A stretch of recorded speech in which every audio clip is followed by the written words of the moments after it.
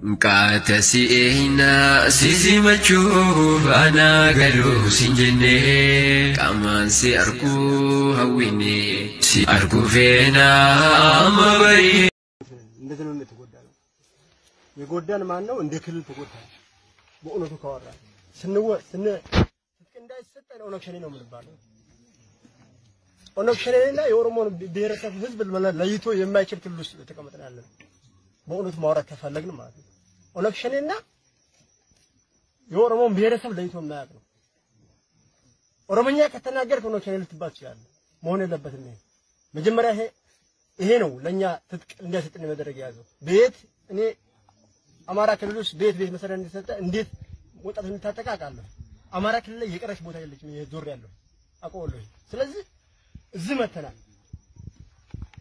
የተወለደው እዚህ ነው ያደግነው እዚህ ነው አዝመራችን ያለነው እዚህ ነው ይሄት እንላለን መሄጃ የለም እንሞት ነው ማለት ያዘው ወይንም መሳሪያ ስጡንና ሸጠን እንብላ አይደለም ማለት ያዘው በቃ ጠላት እየመጣብን ነው ተዋግተን እንሞት ቢያንስ አንድ ሰው ገና መሞት አለበት ዝም ብለህ ሜዳ ላይ አባቴ ሲገል እናቴ ሲገል ማየት የለብኝ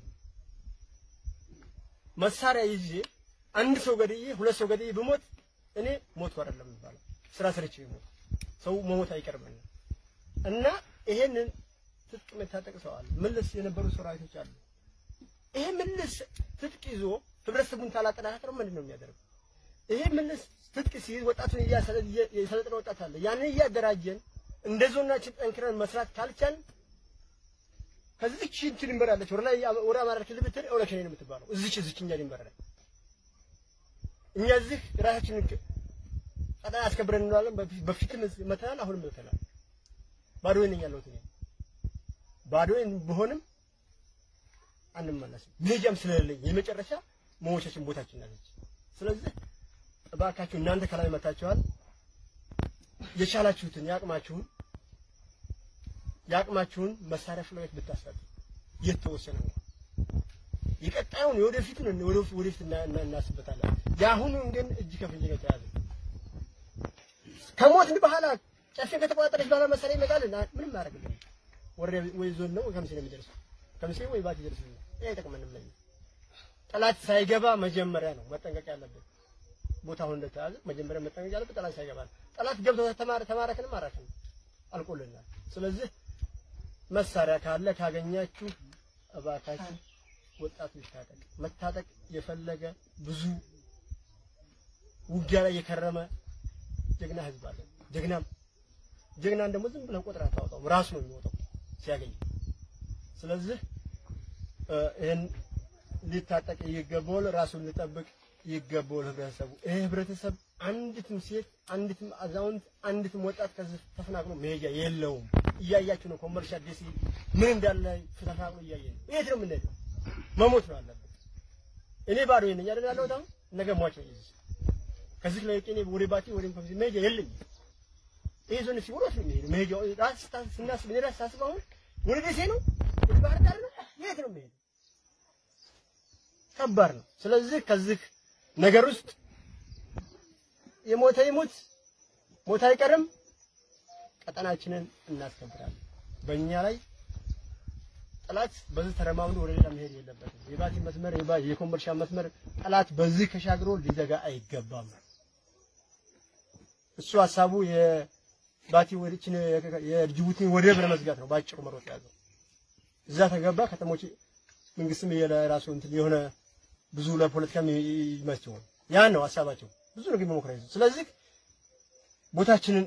አስከብረን ሰመጨ ደረሰ ከዛ በኋላኛ መሳሪያ አንፈልግም ሰላሙ ከመጣኛ መሳሪያ አንፈልግም መሳሪያ ምንም ማድረግልን መሳሪያ ራሱ ጠላት ነው መሳሪያ ራሱ ማለት ስለዚህ ይሄን አድርጉልን አሁን አብዛኛው ብታዩ አህመድ ረይስ ነው እዛ አስቀምጣል እዛ አስቀምጣል በስጀርባ አስቀምጣል በግለሰብ የገዛው ይሄ መትረየስ መምጣት አይረባንም ነው 50 ጥይት ይዞ መትረየስ ምን ያደርጋል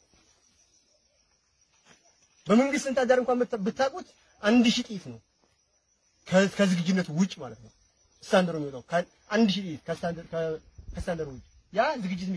ዝግጅት የሚቀመጠው ራሱ አለ ከ1000 ጥይት በላይ መትረየስ ምን ነው የሚሰራ ክላሽ ራሱ እንግዲህ ሰሙ ስለዚህ ቢያንስ ቀለቡ መምጣት አለበት በስነ ስርዓት በዚህ በአመራሮች እጅ ተቀምጦ